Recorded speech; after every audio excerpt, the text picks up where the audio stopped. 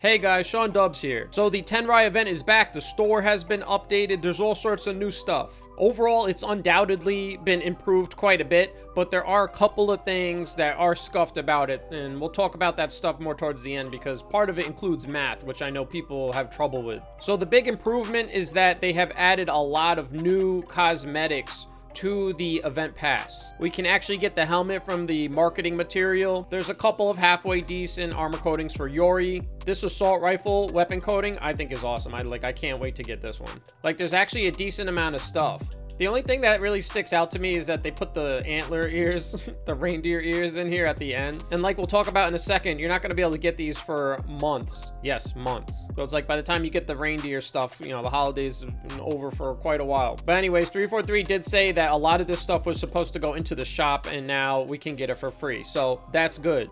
Before we get into the stuff that's scuffed, let's just look at the shop real quick because it is some really new stuff. I can already see the comments now. Sean, didn't you say you weren't talking about the store anymore? Yeah, I said I'm not talking about the store unless there's new stuff in it.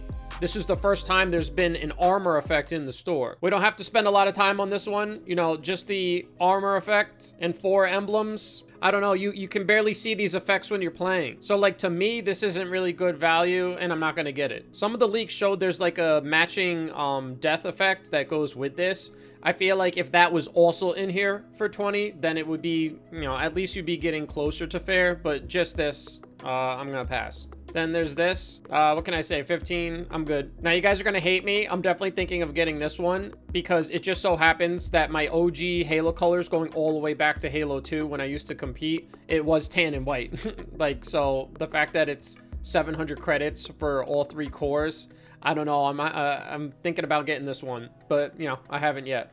All right, so real quick, here's what's still scuffed about this event. For the Yori core, this armor coating, this one, this was used on all the promotional material. And in their year-end statements, 343 did say that they are, you know, going to do a better job of matching stuff in Halo Infinite to the marketing material. So the marketing material for this event was, hey, free event featuring this armor coating, and it's obviously not been put into the free event pass because it still says coming soon. It's not in there. So this probably is going to get rotated into the shop for, you know, God knows how much money. And it's just a little annoying because this is like arguably the coolest, you know, armor coating for Yori, and that's why they used it on the marketing material, right? But whatever, I'm honestly not going to lose sleep over that. All right, here's the next thing that's a little scuffed, actually depending on what type of player you are. So here's what they've done with the challenges for this. Stay with me here, we're about to do a little math. So originally you could only get 7 tiers per week. And the first week was on November 23rd. I personally was so frustrated by this, I didn't go past 5 because I was like, why am I going to grind for the XP boost and the challenge swap?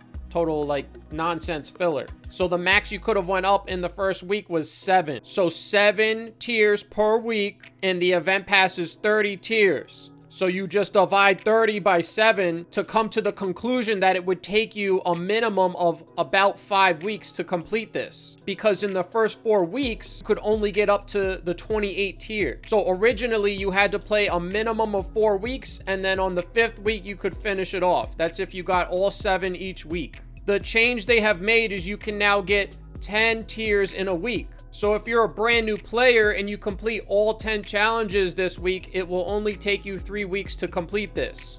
But if you're like me and you played this the first week, it's still going to take you 3 more weeks because nobody has 10 tiers yet. You following me? So the too long didn't read is if you've been playing since the beginning like me, it's still going to take you 3 more weeks to complete the entire pass on top of the week that we already played. So the change they've made has only knocked off about a week if you complete every challenge every week. Still with me?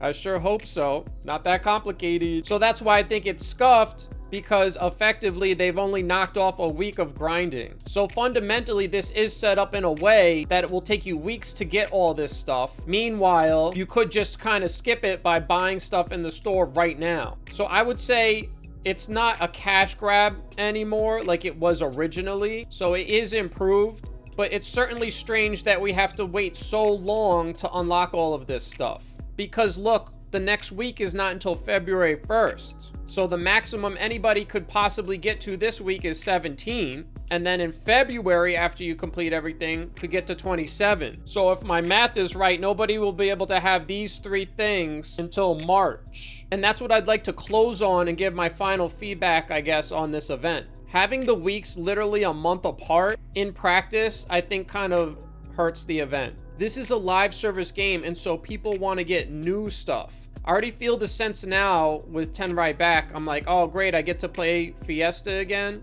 This is nothing more than the law of diminishing returns kicking in. Fiesta was more exciting when we first got it. Now it's kind of like old news, right?